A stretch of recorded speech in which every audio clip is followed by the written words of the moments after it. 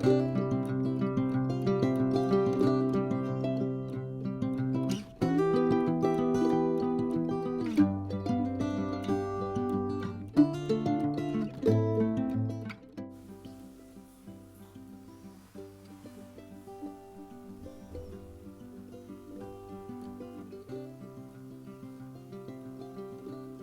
Friends, എല്ലാവർക്കും നമസ്കാരം. Welcome to magic recipes. അപ്പോൾ ഇന്ന് നമുക്ക് നേന്ത്രക്കായ വെച്ചിട്ട് ചിപ്സ് ഉണ്ടാക്കാം.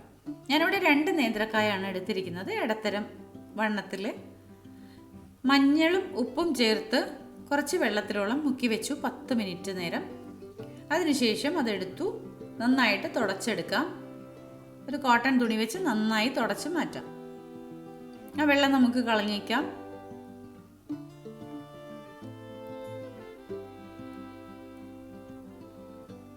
ചെറിയ വട്ടത്തിൽ സ്ലൈസ് ചെയ്ത് നമുക്ക് മുറിച്ചെടുക്കേണ്ടതുണ്ട്. സ്ലൈസർ വെച്ചിട്ട് നന്നായിട്ട് പൊടിഞ്ഞു പോവാതെ നമുക്കിത് മുറിച്ചെടുക്കാം. കണ്ടോ, പൊടിഞ്ഞു പോവാതെ വേണം മുറിച്ചെടുക്കാനായിട്ട്. അതിനുശേഷം നമുക്കൊരു കടായി വയ്ക്കാം. അതിലേക്ക് എണ്ണ ഒഴിച്ചു കൊടുക്കാം. വെളിച്ചെണ്ണയോ സൺഫ്ലവർ ഓയിലോ നമുക്ക് എടുക്കാം. വെളിച്ചെണ്ണയാണെങ്കിൽ കുറച്ചുകൂടെ സ്വാദ് കൂടും. സൺഫ്ലവർ ഓയിലാണ് ഞാനിവിടെ എടുത്തിരിക്കുന്നത്. എണ്ണ ചൂടാവട്ടെ. അപ്പോഴേക്കും നമുക്ക് മഞ്ഞൾപ്പൊടിയും ഉപ്പും ചേർത്ത് കുറച്ച് വെള്ളത്തിൽ മിക്സ് ചെയ്തെടുക്കേണ്ടതുണ്ട്. ഇത് നമുക്ക് ഈ ചിപ്സിലേക്ക് വറുത്തുകൊണ്ടിരിക്കുന്ന സമയത്ത് ഒഴിച്ചു കൊടുക്കേണ്ടതാണ്. വെള്ളം ചേർത്ത് മിക്സ് ചെയ്ത് മാറ്റി വയ്ക്കാം. കണ്ടോ, ഇത് നമുക്ക് മാറ്റി വയ്ക്കാം. എണ്ണ നല്ലപോലെ ചൂടായിട്ടുണ്ട്.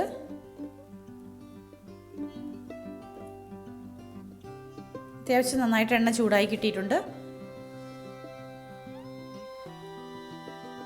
ഇനി ഇതിലേക്ക് നമുക്ക് നേന്ത്രക്കായ ഇട്ട് കൊടുക്കേണ്ടതുണ്ട്. മുറിച്ചെടുത്ത് വെച്ച ഈ ഒരു അളവിലാണ് നമ്മൾ നേന്ത്രക്കായ ഇവിടെ മുറിച്ചെടുത്തിരിക്കുന്നത്.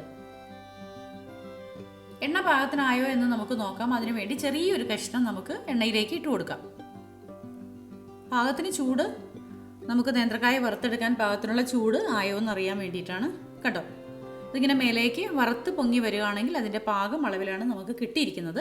ഇനി നമുക്ക് കുറച്ച് കുറച്ചായിട്ട് നമ്മൾ അരിഞ്ഞെടുത്ത് വെച്ചിരിക്കുന്ന പച്ചക്ക ഇട്ട് കൊടുക്കാം.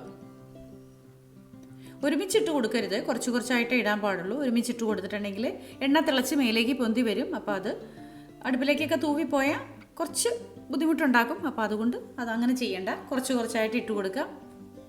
ശേഷം നമുക്കൊരു തവി വെച്ച് ഒന്ന് ഇളക്കി കൊടുക്കാം. അത്യാവശ്യം നല്ല ഫ്ലെയിമിൽ തന്നെ ഇരുന്നോട്ടെ, ഫ്ലെയിം കുറയ്ക്കണ്ട. എണ്ണ കരിഞ്ഞു പോകുന്ന വിധത്തിൽ ഫ്ലെയിം കൂട്ടി വെക്കാനും പാടില്ല. എന്നാലും അത്യാവശ്യം മീഡിയത്തിന് മേലെ ഫ്ലെയിം കൂട്ടി വെക്കേണ്ടതുണ്ട്.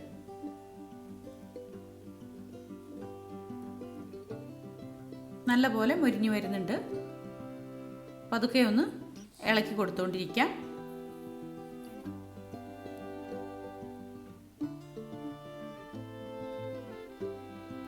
ഇപ്പോൾ ഏകദേശമൊക്കെ ഒന്ന് അത് മൊരിഞ്ഞു വരുന്നുണ്ട്. കാരണം എണ്ണയുടെ തിള കുറഞ്ഞേക്കുന്നത് കണ്ടോ. നമ്മൾ ഇട്ട് കൊടുക്കുന്ന സമയത്ത്, പച്ചക്ക ഇടുന്ന സമയത്തുള്ള എണ്ണയുടെ തിളയല്ല, ഇപ്പോൾ കുറച്ച് മാറ്റമുണ്ട്.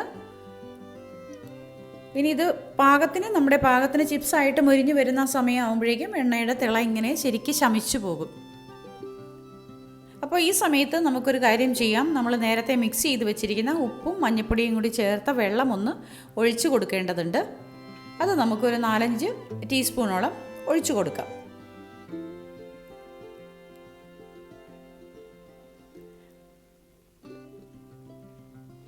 ഉപ്പ് ഡയറക്റ്റ് തൂവി കൊടുക്കരുത്. കാരണം മഞ്ഞൾപ്പൊടിയാണെങ്കിലും ഉപ്പാണെങ്കിലും ഇങ്ങനെ ഇട്ട് കൊടുക്കുമ്പോൾ വെള്ളം ചേർക്കാതെ നമ്മൾ ഡയറക്റ്റ് ഇട്ട് കൊടുത്തിട്ടുണ്ടെങ്കിൽ മഞ്ഞൾപ്പൊടി കരിഞ്ഞു പിടിക്കാനായിട്ട് ചാൻസ് കൂടുതലാണ്. അതുകൊണ്ടാണ് ഈ വെള്ളത്തിൽ ചേർത്ത് നമ്മൾ ഒഴിക്കുന്നത്.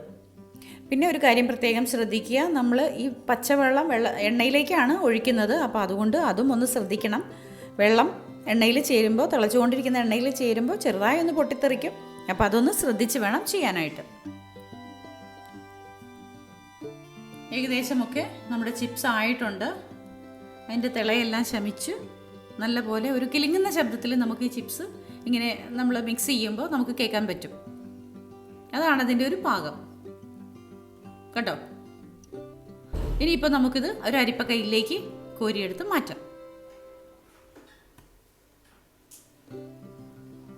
അരിപ്പക്കയിൽ കൊണ്ട് കോരിയെടുക്കാം. മറ്റൊരു പാത്രത്തിലേക്ക് മാറി ഒന്ന് തണുക്കാൻ വെക്കാം. അരിപ്പ കയ്യിലേക്ക് മാറ്റിയ ശേഷം നമുക്ക് ഒന്ന് തണുക്കാൻ വെക്കാം. അപ്പോൾ ഇന്ന് നമ്മൾ ഉണ്ടാക്കിയിരിക്കുന്ന ഈ വിഭവം എല്ലാവർക്കും ഇഷ്ടപ്പെട്ടെന്ന് വിശ്വസിക്കുന്നു. ഇഷ്ടപ്പെട്ടാൽ ലൈക്കും ഷെയറും കമൻറ്റും തരാൻ മറക്കരുത്. അപ്പോൾ എല്ലാവരും ഉണ്ടാക്കി നോക്കുക. കുട്ടികൾക്ക് കടകളിൽ നിന്നാണ് പലഹാരം വാങ്ങി കൊടുക്കുന്നതിലും പകരം നമ്മളെ വീട്ടിൽ തന്നെ ഉണ്ടാക്കി കൊടുക്കാൻ ശ്രദ്ധിക്കാം. അപ്പോൾ നമ്മുടെ ചാനലിൻ്റെ കൂടെയുള്ള എല്ലാവർക്കും ഒരുപാട് സ്നേഹത്തോടെ താങ്ക് യു വെരി മച്ച്. തുടർന്നും നമ്മുടെ ചാനലിൻ്റെ കൂടെ തന്നെ ഉണ്ടാവണം കേട്ടോ.